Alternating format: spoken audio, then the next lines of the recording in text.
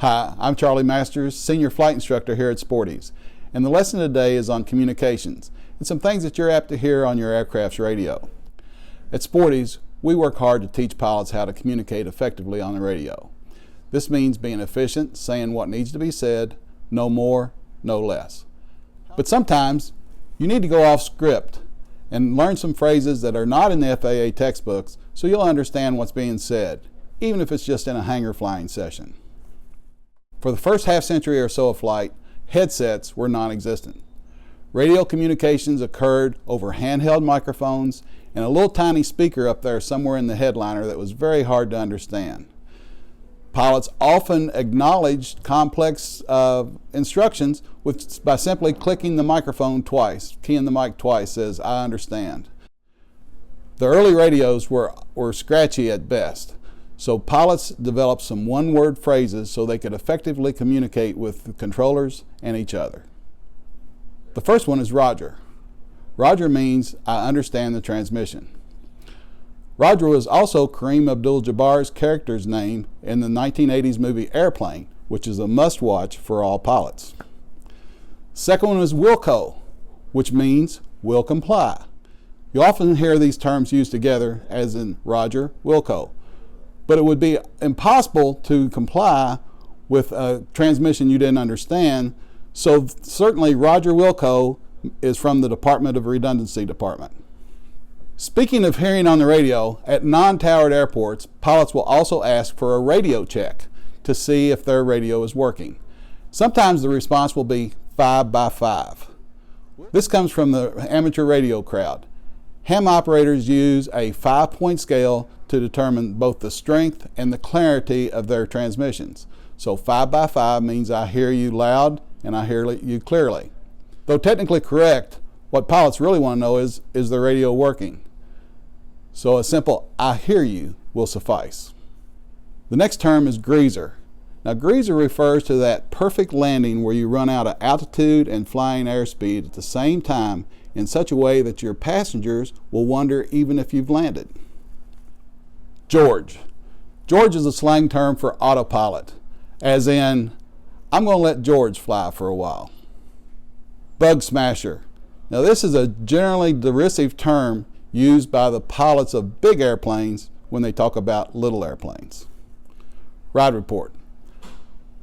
A ride report is a subjective measurement of the turbulence encountered by another aircraft, and its value is inversely proportional to the difference in size between two aircraft. So if the pilot of a 747 reporting light turbulence on final may mean that us out here in our bug smashers are going to be in for quite a ride. Fish finder. Now fish finder is pilot slang for an in-cockpit traffic advisory system.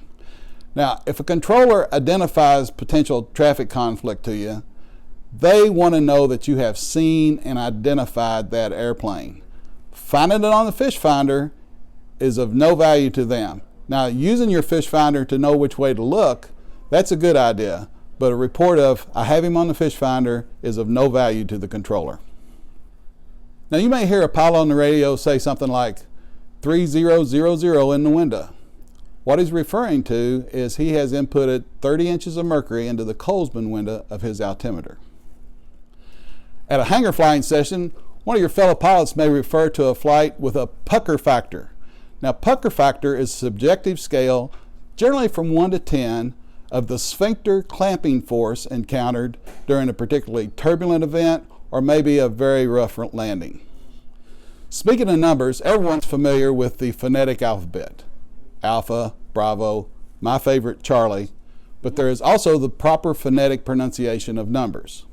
1, 2, 3, 4, 5, 6, 7, 8, and niner. Now the term niner, there's a lot of stories out there where it came from, and one of the popular ones is that they use niner so we won't be confused with the German word nein that means no. But it's hard for me to imagine a yes or no question that's going to be answered with a number. So now aviation has a short history, but a lot of colorful lore. So the story I like comes from an unknown southern aviator Billy Bob Bywing. Now Billy Bob, in addition to being a great pilot, he had an affection for the ladies and some locally distilled spirits. And one day, after he was talking about a party the night before, he said, I went to this party last night, and after a few sips of Bubba's Shine, all the ladies there were either a 9 or 10. Slang to avoid. We've all heard it. This is Big Twin 1, 2, 3, 4 whiskey. I'm on a 10-mile final to your all's airport. Any traffic in the area, please advise. Now translated, what this means is, I'm in a big airplane, I'm too important to monitor the traffic, but now that I'm close, I want all y'all out there in those bug smashers to tell me where you are. Do not be that guy. You can learn a lot more about good communications in Sporty's Learn to Fly course, available at sportys.com/courses. For Sporty's, this is Charlie Masters, over and out.